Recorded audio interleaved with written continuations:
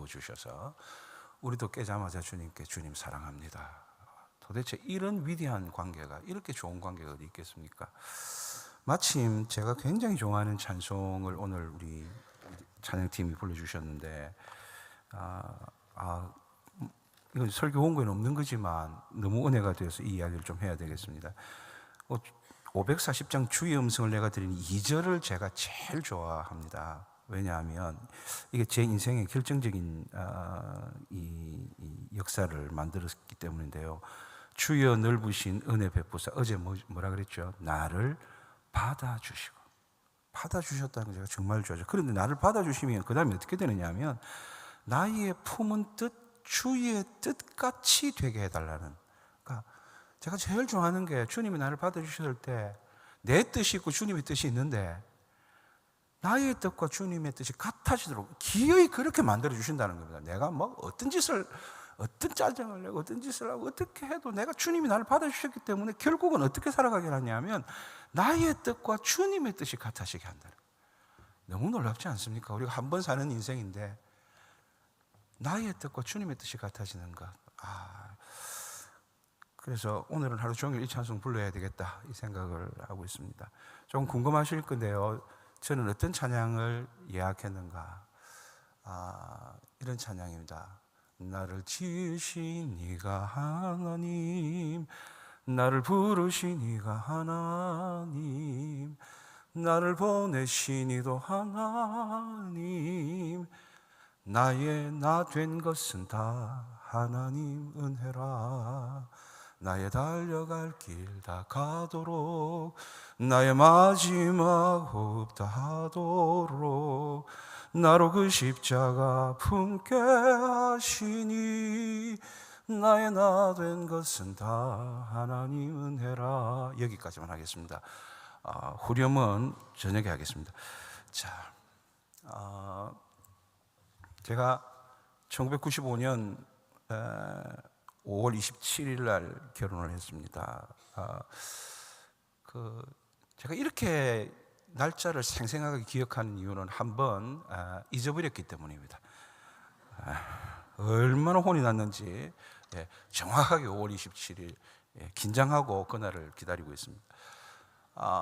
여러분, 제가 그때가 신학대학원 3학년 시절이고 부산에 우리가 그때 신학대학원에 있었죠. 지금 송도에. 근데 이제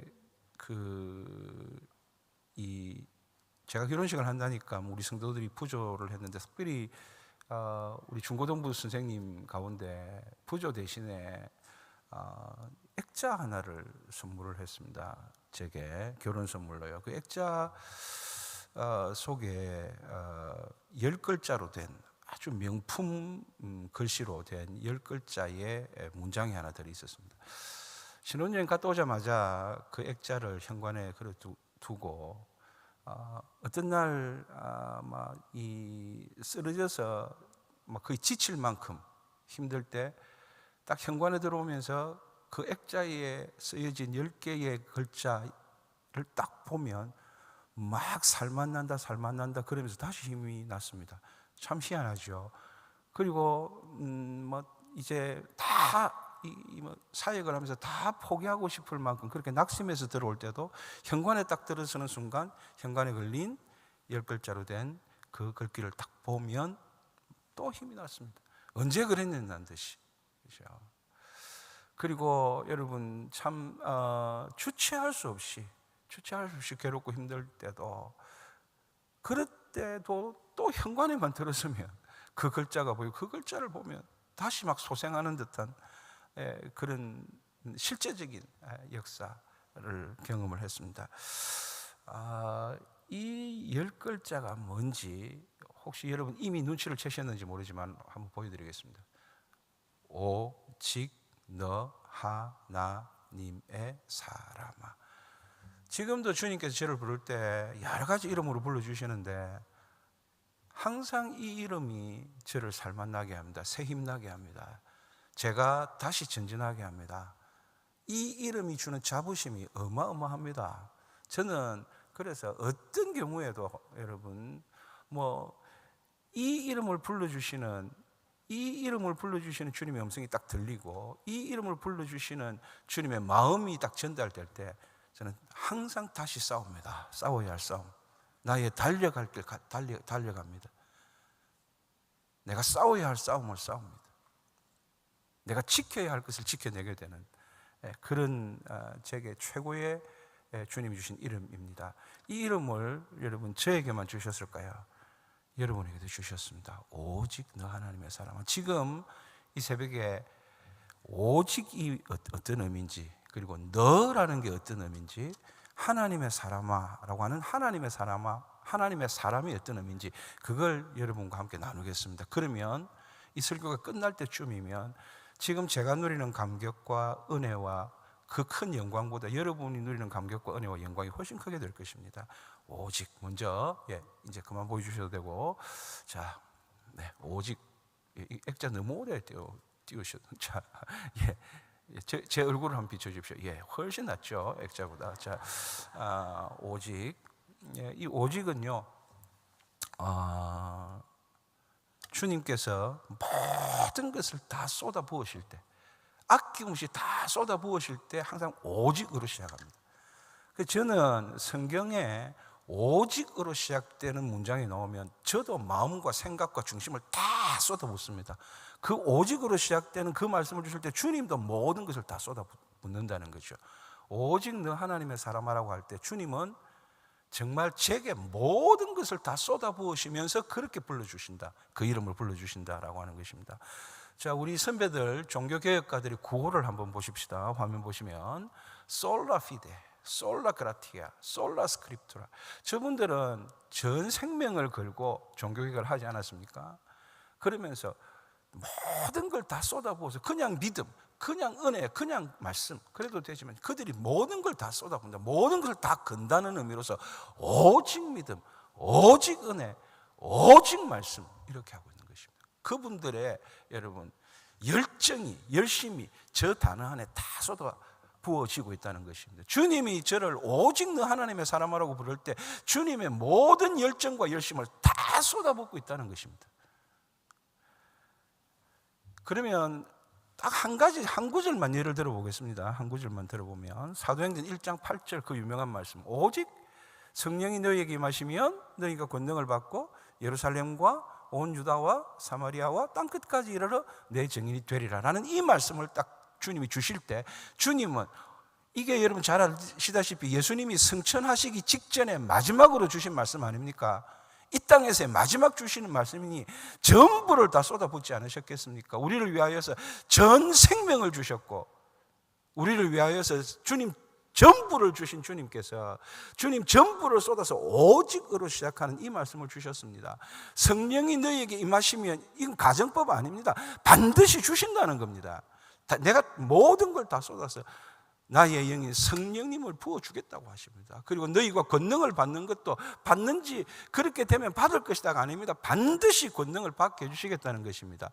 왜 제가 이런 주장을 하느냐 하면 제일 마지막에 보면 그렇게 해서 온 유대와 사마리아와 땅끝까지 이르러 내 증인이 되리라라고 표현되어 있는데, 언어를 조금이라도 공부해 본 분은 이건 되리라라고 그렇게 어찌 가다 보면 그렇게 될 것이라고 하는 단순 미래가 아닙니다. 이건 반드시 그렇게 되게 만들리라고 하는 의지 미래입니다. 여러분, 미래형이라는 게 헬라어에서도 단순, 영어에도 그렇듯이 단순 미래가 있고 의지 미래가 있습니다. 단순 미래는 이런 겁니다. You will die. 넌 곧 죽을 거야 라고 하면 will이라는 단순 미래가 됩니다. 근데 똑같이 You will die에서 will을 shall로만 바꾸면 You shall die. 이건 말하는 사람의 의지입니다. 이건 너는 죽을 거야가 아니라 내가 너를 죽일 거야 라는 뜻입니다. 딱 세 글자가 똑같은데 미래형을 will로 쓰느냐 shall로 쓰느냐에 따라서 너는 곧 죽을 거야, 나이가 들어가니까. 그렇게 you will die가 will을 shall로만 바꾸면 you shall die. 말하고 있는 내가 너를 죽일 거야 라고 완전히 다른 말이 되죠. 하나님의 말씀이 그냥 미래형을 평범하게 번역하면 되리라 이렇게 보이기도 합니다. 그러나 이 경우에는 반드시 하나님 편에서 그렇게 네가 그렇게 되도록 만들어 주겠다는 뜻입니다. 그렇게 되면 얼마나 열정을 쏟아서 얼마나 전부를 쏟아서 이 말을 하고 있는지, 이 말씀을 하고 있는지 우리가 느끼게 됩니다. 이 성경은 그렇게 읽어야 된다는 것입니다. 전부를 쏟으셔서 반드시 우리가 한 번을 살아도 성령님을 받고, 그래서 권능을 받아서 땅 끝까지 이르러 예수 그리스도의 복음의 증인이 되게 만드시겠다는 주님의 목표와 목적과 비전이 담겨 있는 말씀이 이 말씀이라는 것입니다. 누구에게? 제게 그렇게 하시겠다는 것입니다. 그런 게 오직입니다. 땅끝도 여러분 잘 아시죠? 여러분 뭐 얼마나 많은 선교를 하십니까? 우리 고목사님도 평생을 선교하시고 지금 목회하지 않습니까? 땅끝까지 이를 선교하시죠.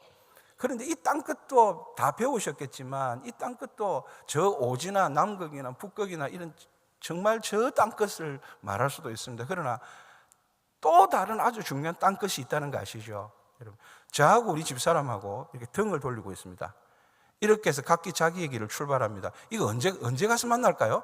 저 지구 반대편에 있는 땅끝에 가야 둘이서 이렇게 탁 만나게 됩니다. 이 땅끝. 어쩌면 우리에게 땅끝은 가장 가까운 사람입니다. 지금 바로 옆에 계십니다.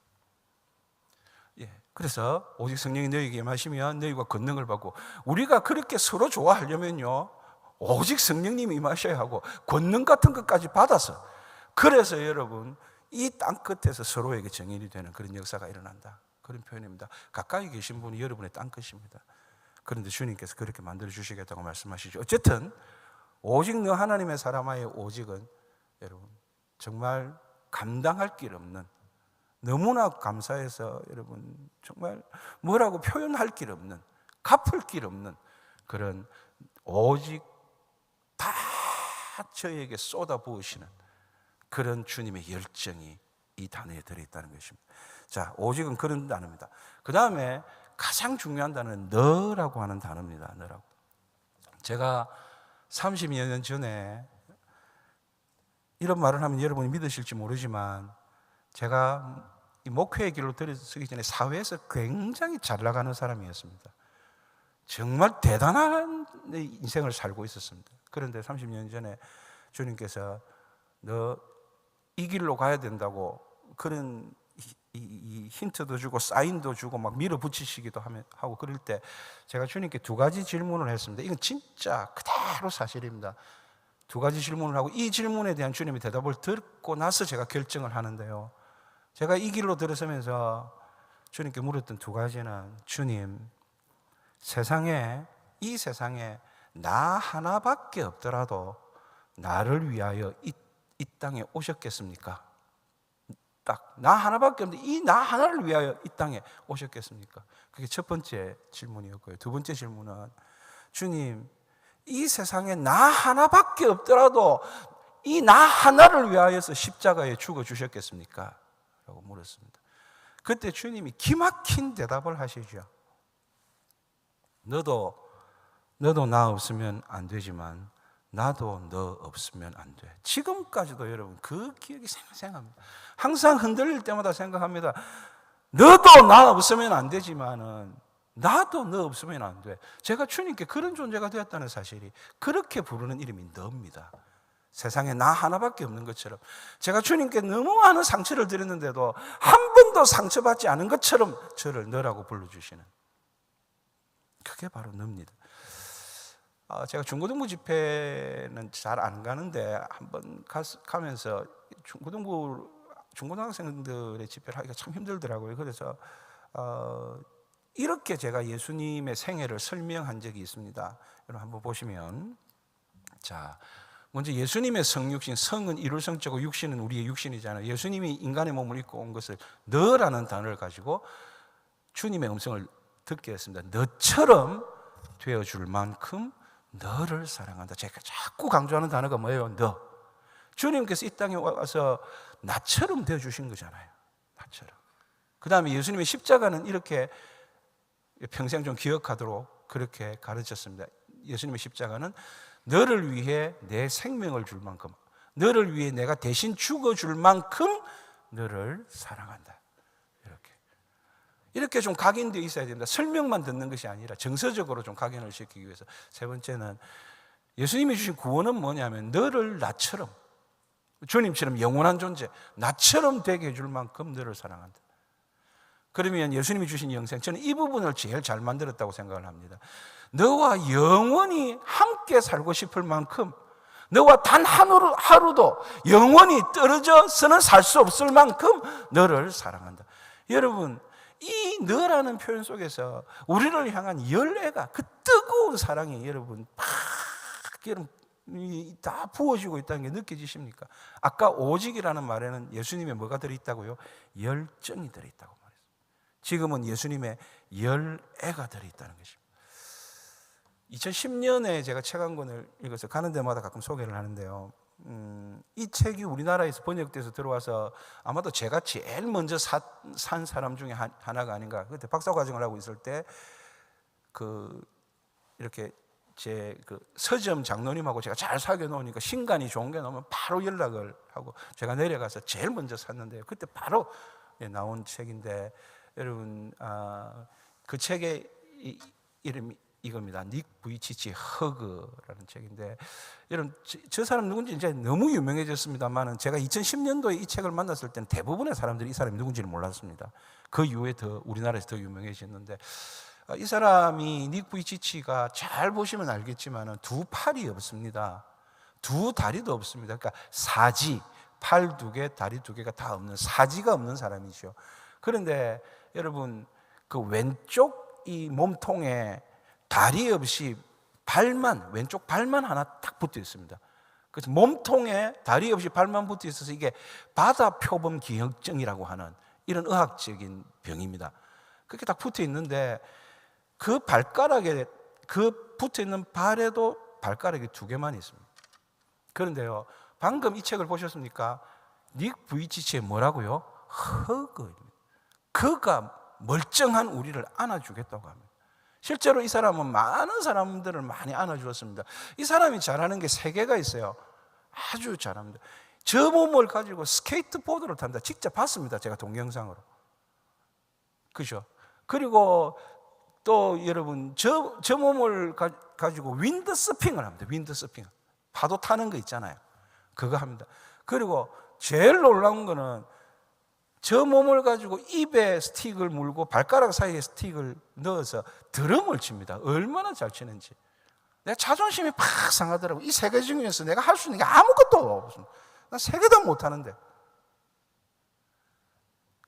그런데 여러분, 그런 그가 우리를 안아주겠다고 하는데, 이 친구가 얼마나 절망스럽게 이제 철이 들면서 청소년이 되면서 얼마나 절망했겠습니까? 그런데 그때 여러분 17살 때 주님을 만납니다.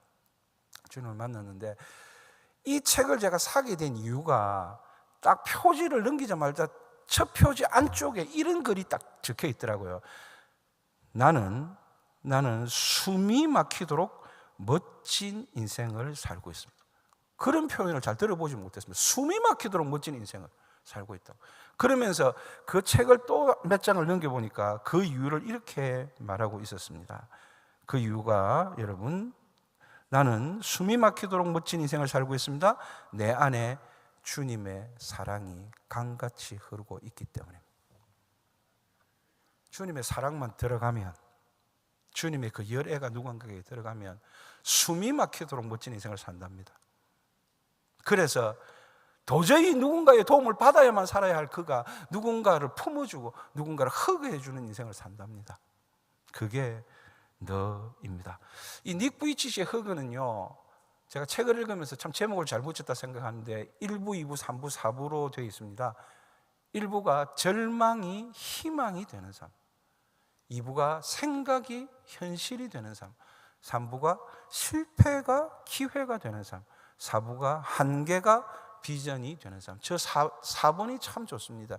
모든 한계가 주님을 만나면 그 한계 너머에 비전을 바라보게 되는, 그 비전을 품게 되는, 정말 그랬다는 것입니다. 여러분, 우리에게도 그렇게 하지 않으시겠습니까? 여러분은 예수님을 만났다는 것이, 예수님이 우리의 주님이 되었다는 것이, 이렇게 우리를 세상에 하나밖에 없는 것처럼, 너도 나 없으면 안 돼. 그렇지만 나도 너 없으면 안 돼. 그렇게 너라고 불러주시는, 유행가 가사에 뭐 누나를 향해 너라고 부를게, 이런 가사하고 차원이 다르잖아요. 예. 뭐 이승기가 불렀다든가 뭐 이런 이야기를 하면 너무 경건한 분들은 정말 못 알아들으시더라고요. 자, 어쨌든 주님이 우리를 너라고 부르신 것, 진짜 세상에 나 하나밖에 없는 것처럼, 한 번도 상처받지 않으신 것처럼 너라고 불러주십니다. 제가 그래서 이런 개념으로 이 오직 너 하나님의 사람의 이 현판을 보고, 또 여러분 이제는 제가 우리가 이사를 했어요. 이사를 했는데 한 10여 년 전에 이제 이사를 했는데, 이게 뭐 15년이 지나고 이러니까 막 얼룩이 지고 막 번지고 이래가지고 도저히 이제 새로 들어간 집에 현관에 걸 수 없어서 이제 그것을 여러분 다른 방에 그냥 보관만 하고 있는데, 지금도 보관하고 있는데, 대신에 이 현판을, 그 액자를 어디에 걸었느냐 하면 내 마음에 걸어놓고 있습니다. 제가 내 마음을 들여다볼 때 어떤 글귀를, 어떤 문장을 만난다고요? 오직 너 하나님의 사람아. 다시 한번 제가 누군지 확인시켜 줍니다. 오직 너 하나님의 사람. 그러면 제가 제 마음을 들여다볼 때 내가 만나는 이름이 오직 너 하나님의 사람 아라면, 저의 여러분 이 뭐라 그러죠? 회복 탄력성이 얼마나 뛰어난지 아시겠죠? 딱 회복하는 이 탄력성이 생겼다는 것이죠. 저 그렇게 살고 있는데요. 자, 이제 오직은 하나님의 열정이, 주님의 열정이 다 들어있는 이름이다라고 말씀드렸고, 너라는 이 단어는 너무너무 중요한 단어가 되었습니다. 그래서 여러분 성경 한번 보십시오. 너라고 부르는 너라고, 너의 하나님 여호와가 너의 가운데 계시니 내가 너를 보배롭고 존귀하게 여기노라. 두려워하지 말라. 내가 너와 함께 함이라. 놀라지 말라. 나는 너의 하나님이 됩니다. 내가 너를 굳세게 하리라. 참으로 너를 도와주리라. 참으로 나의 의로운 손으로 너를 붙들리라. 오직에 또 우리가 막 팍팍 넘어갑니다. 이제 오직 만나면 너라는 말에 또 팍팍 꽂힙니다. 막 그 활자가 막 살아납니다. 이게 신앙의 전성기입니다. 그렇게 보이기 시작하는 거, 그렇게 느껴지는 게, 그 한 글자가 감동이 되고 감격이 되고 감탄이 되고 역사가 되는 그런 일 일어납니다. 왜? 제게 일어나고 있으니까, 우리 성도들에게 일어나고 있으니까. 마지막 하나 남았습니다. 이제 하나님의 사람. 자, 헬라어, 제가 영어를 전공하면서 고대 영어를 공부를 했는데, 이 고대 영어를 배우고 나니까 헬라어하고 다 연결이 되어서, 다른 과목은 다 저보다 신학대학원에서 성적을 다 많이 받는 우리 김성수 교수님이나 이런 분들 다, 헬라어는 제가 제일 잘했습니다. 우리 고 목사님 믿을지 안 믿을지 모르는데, 제 노트가 그 시험 칠 때의 노트였습니다. 그러면 좀 내가 이야기를 하면 믿어주는 씨는 눈치가 좀 있으셔야 되는데, 아침부터.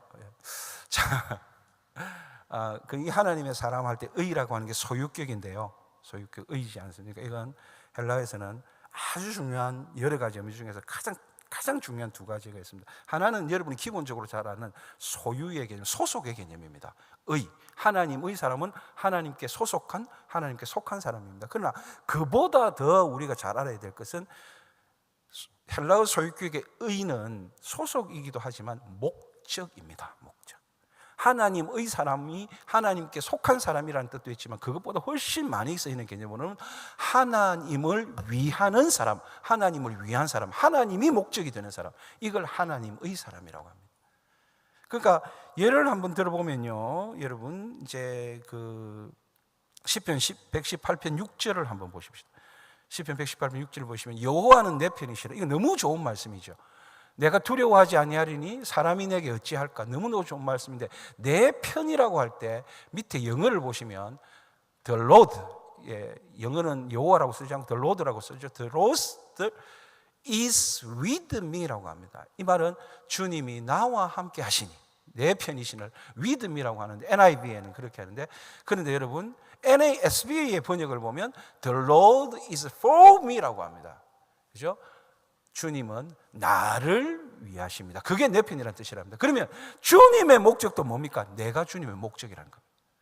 이 세상이 주님의 목적이 아닙니다. 세상을 다 바꾸는 게 주님의 목적이 아닙니다. 우리가, 주님의 자녀된 우리가 주님의 목적입니다. 그런 것처럼 우리를 대해주십니다. 마찬가지로 여러분, 마찬가지로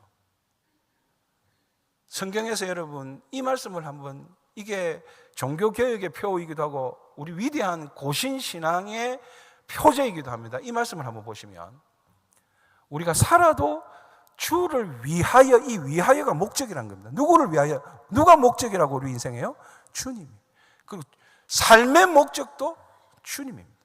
그리고 죽어도 주를 위하여 죽나니, 우리가 죽음의 목적조차도 우리 인생 전체의 목적도 주님이라고 말합니다. 그러므로 사나 죽으나 다 우리가 뭐라고요? 주님의 것이다, 주님의 소속이다, 주님의 소유다, 이렇게 표현하고 있습니다. 그래서 성경은 너는 내 것이라 라고 말합니다. 너는 나에게 소속되어 있고 너는 내게 목적이다라고 이야기합니다. 여러분, 제가 왜 이 말을 여러분 이렇게 강조하느냐 하면, 제가 상당히 목사를 하면서 이제 힘들었던 게, 이 말씀이 우리의 표제고 종교개혁의 표가 될 만한 말씀이라는 걸 알고 너무 유명한 말씀인데, 저는 이 설교를 거의 못했습니다. 일부러 넘어갔습니다. 이 설교 해야 될 때도. 왜냐하면 이게 우리가 살아도 주를 위하여 사는다, 여기까지는 내가 설교가 돼요. 저도 꽤 주님이 목적이 되는, 그래서 주님을 위해 사는, 목적이 위하다는 것 아닙니까? 그게 되는데 뒤에가 이게 자신이 없어요. 죽어도 주를 위하여 죽나니? 이게 되겠나? 그럼 순교하란 말인가? 이런 생각이 드는데, 우리 할아버지는 순교의 삶을 살았는지 모르지만 저는 그게 잘 되겠는가? 큰 소리 칠 수 있겠는가? 그러니까 설교가 안 되더라고, 이 부분이 한동안.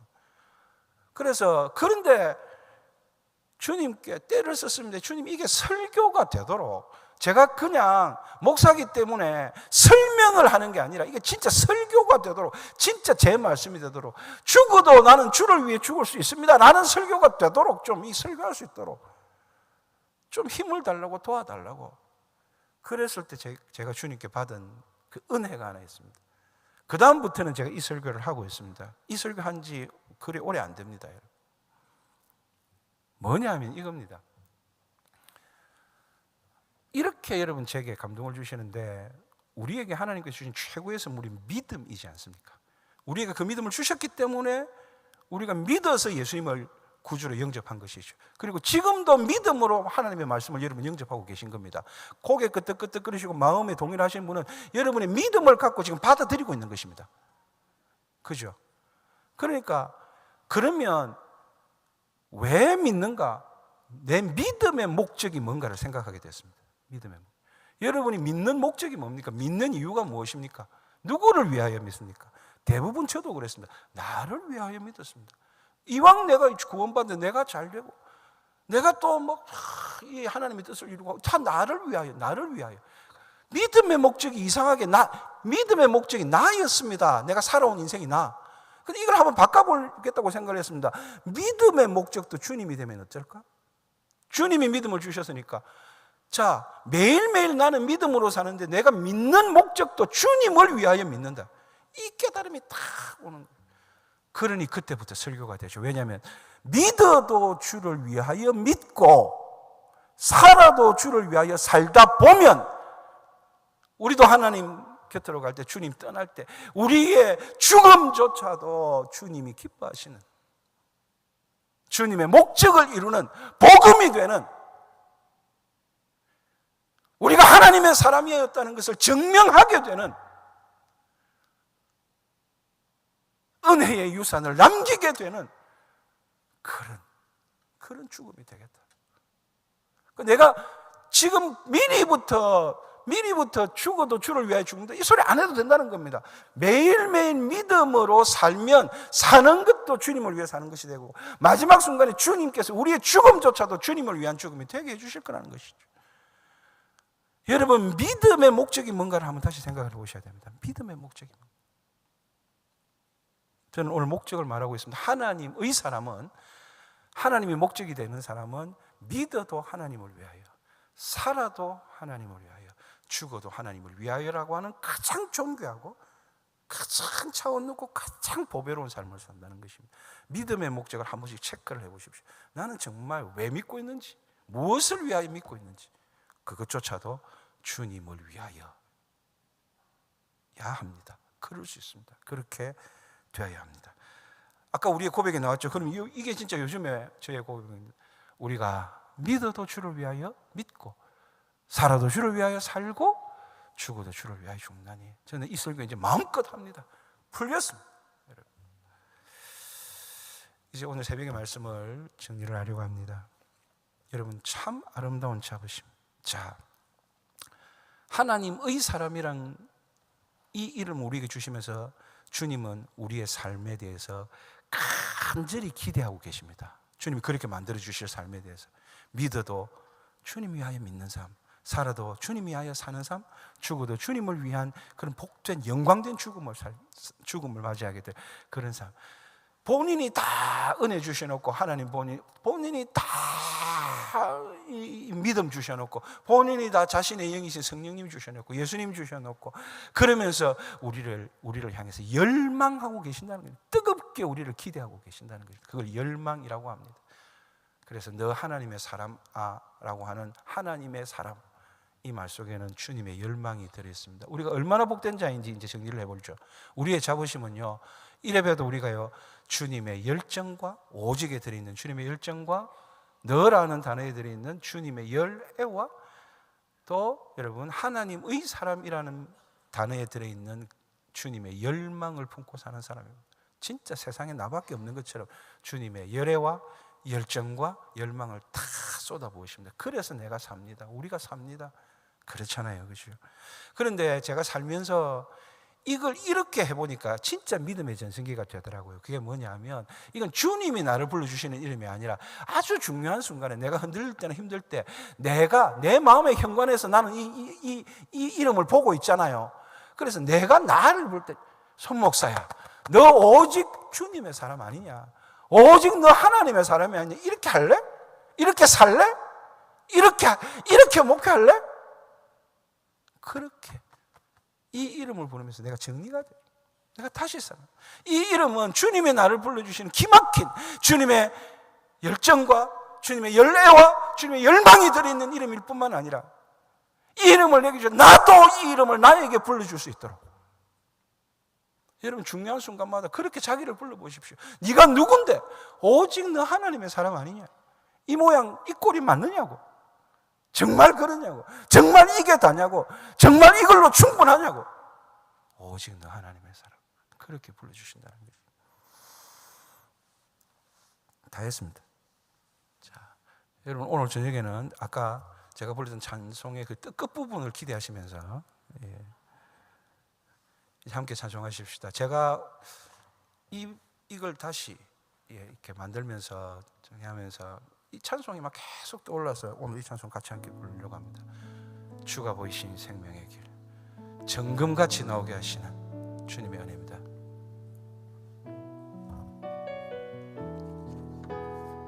주가 보이신 생명의 길, 주가 보이신 생명의 길, 나 주님과 함께 상한 마음을 들이며 주님 앞에 나가리.